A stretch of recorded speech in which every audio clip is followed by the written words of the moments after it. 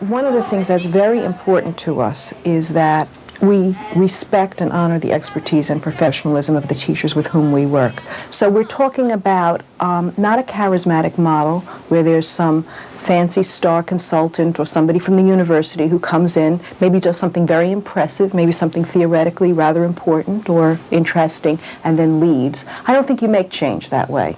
I think that kind of thing from time to time can be useful, but I think you make change by having people working consistently with teachers over a period of time, working supportively with them, allowing each teacher to make sense of the material and make sense of the new ideas in his or her own way, to give teachers ample time to experiment, to learn.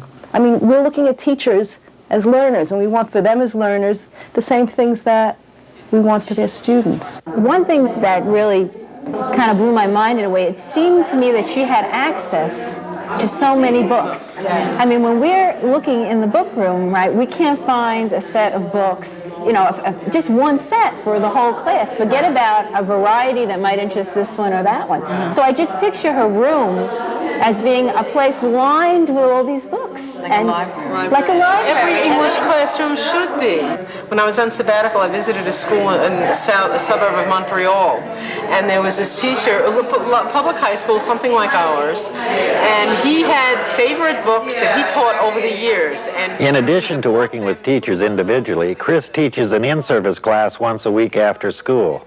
The class covers a broad range of topics, and in this session, the teachers have broken into groups and are discussing a journal article written by Nancy Atwell. There, I mean, it was an atmosphere that was conducive to reading, writing, and thinking. Now, the word dictionary. We don't have a dictionary or set dictionaries in every classroom. It's something to be standard equipment. Yes. And if you ask for a set, it's almost as if, oh, well, you know.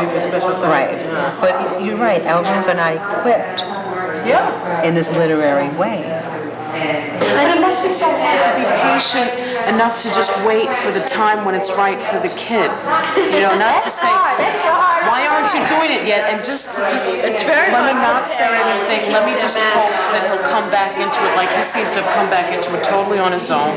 And he couldn't really have probably come back into it any sooner. I just have this fear that I would be nudging and they would never come back into it rather than giving them the time to just come back to it on their own. What amazes me is what they select. Right. Because I am such a fiction person, and Eric will read these how-to books. I think that there are tremendous limitations the system puts on us. And I think it's would be ridiculous for me and dishonest to say that, you know, great qualitative and quantitative changes can happen just because teachers begin to act a little differently in their classrooms. I think small, significant changes can happen in individual rooms where teachers and students begin to function in different ways. We can spend those 40 minutes in a more meaningful way than we very often do. More meaningful for teachers and I think for most kids. How do I approach something like this with a class of 34, 33 students? I mean, it's a wonderful idea that they should be able to select different books. Why should, I mean, the reading group is probably a more viable ideal for me than the, right. I think your idea of this exchange of the two classes is great. But she would have to be doing the same books, so you'd have to have like 60 copies for each student. Well, then I'm an English teacher at Evander Charles High School in the Bronx. This year I'm teaching 10th and 11th graders. It's good having a facilitator on the site so that if I have problems or if I have an idea that I think might work or might not work, I can brainstorm with her and we come up with ideas. Sometimes she's even coming to my class and we team taught together.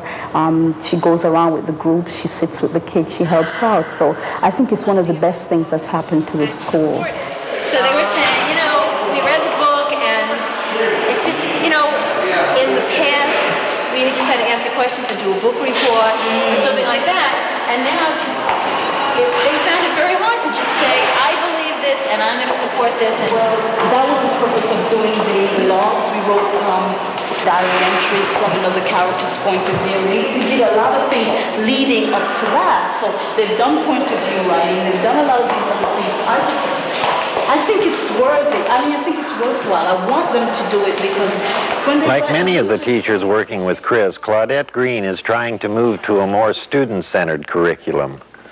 The past few years have brought a number of changes in her language arts program, changes in both the way she teaches and the way her students respond. I just do the same questions that we just did a while ago. No, don't worry about that. I'm basically interested in what she thinks about your writing and how she can improve, and if you're having any trouble for her to help you out, you need to help her out. Okay. Yeah. The things that we do, you can't take a Regents exam and prove it, but it's just the changes that happen in the individuals. It's the enthusiasm with which the students walk into class. It's their willingness to work with each other, and they're learning to respect something that another kid has said. So my assertion was that the little kid looked up to Shane and being a role model, and like he tried to do everything that Shane did, and then he got upset when Shane had left. That's as far as I wrote. He lost his confidence in Shane when he knocked out his father with the gun. And it's like Shane broke his heart when he left too. See, but he couldn't very well let the boy's father go to the bar because he was because Shane, he's an experienced gunfighter. He was trying to get away from his past, so he couldn't very well leave the kid's father to go fight because he didn't know anything about fighting. So that's I think he was right in knocking his father out because he got bruised on his head, but it's better than being shot and dead. When he was writing the book, did this really happen though? Because the way how it's just a creation of his imagination, but you have to realize that he's writing it almost from the point of view of a teenager. And how do you speak to your friends? Don't you use these words? Yeah, but not like that. Right, but I mean, it's in a book.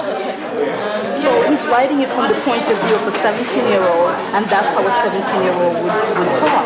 So you have to get beyond the language and sort of concentrate on other things because he's trying to be realistic. And if you listen, you go down the halls of Evander, don't people talk like that? Yeah. We've created in Evander a community of teachers who still are hopeful that we can make a difference in the classroom, that kids can learn, that exciting things can happen. We're not Pollyanna, we know it doesn't happen all the time, but we encourage and support each other.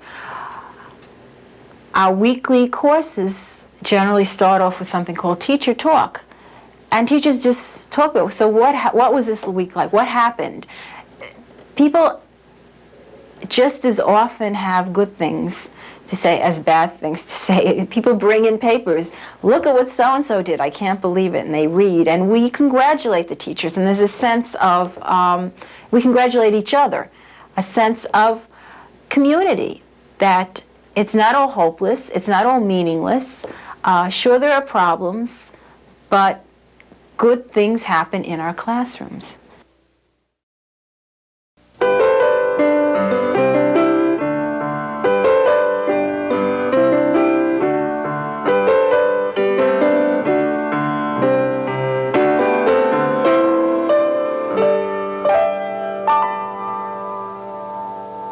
There are many reasons to change, and change comes in many forms. New policies from old policies, it comes from books and research reports, and it comes from test results that warn of declining educational achievement. For Elena Castro, it came from within her very own multicultural bilingual classroom, and it came by realizing that, like teachers, students display an involvement in learning when the learning they do is in their own self-interest. But I don't think it was all the in-servicing, and it wasn't all the theory reading. It helped. That all helped to transform me or to make me change paradigms. But I think what it was the students. It was the children. It was the children being able to be successful. It was the kids being able to come and say, "Teacher, I can read now," and it was only November. And being able to write beautiful stories and being able to just be successful, where in years before I was lucky if by May they could write sentences with their spelling words that said, "I like the dog, I like the cat," mediocre sentences like that. It was the children that made me transform. myself that made me change paradigms. All the other stuff helped, but it was the kids. It was seeing the kids being so happy in the classroom. And it was also I mean, to me it was a different experience. The days used to just, you know, be so long the other way. And I was a good teacher, and I enjoyed teaching, but the days were getting longer and longer. And when I started teaching in a whole language setting, it was like, is it over now? You know, we get to go home, and also the kids, oh, it's time to go home? They didn't want to go home. They didn't want to go to recess. It's like I had to throw them out.